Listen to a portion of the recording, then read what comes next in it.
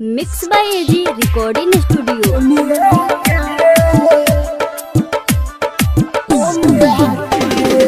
आप सुन रहे हैं एजी एंटरटेनमेंट की धमाकेदार प्रस्तुति।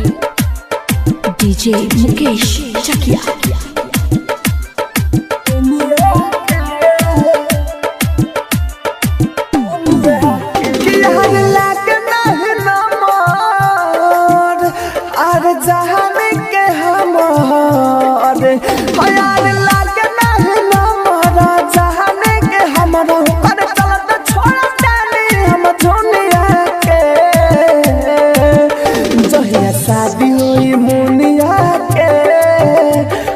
छोड़ के जाए दुनिया के जहिया शादी होई मुनिया के हम छोड़ के जाए दुनिया के।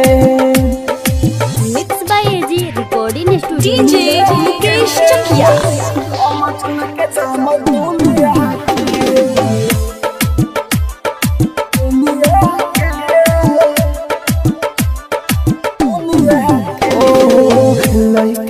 करे से प्यार बाने कहले बिसरे ना भाइयों कर मारे हाउ परे पधारे यही से रहे चुप यही से रहे चुप लइके से करे से प्यार बाने कहले बिसरे ना भाइयों कर मारे लाओ परे पधारे यही से रहे चुप अरे कोई के छल हो आ जाई पिया के घर हो अरे कोई के छल जाई पिया के घर हो करे चलत नाही कैली हम पुनिया के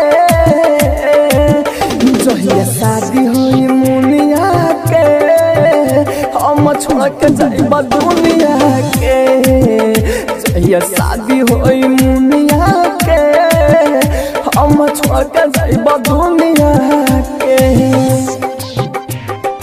डीजे मुकेश चकिया। हम छोड़ के जाइब दुनिया के। आप सुन रहे हैं एजी एंटरटेनमेंट की धमाकेदार प्रस्तुति। राइटर होरी लधोका खाए पहिला बेरी हम राहुल राजधानी के अपन बनई है जहिया हमर सनम जहिया हमर सनम राइटर होरी धोखा खाए पहिला बेरी हम राहुल राजधानी के अपन बनई है जहिया हमर सनम नहीं होई पाना है जहो हमर फाटी कर जहो नहीं होई पाना है जहो हमर फाटी कर सब बात हम तू न मुनिया से जहिया शादी होई मुनिया के हम छोड़ के जाए दुनिया के जहिया शादी होई मुनिया के हम छोड़ के जाए दुनिया के। Mix by AG recording studio Roshanpur.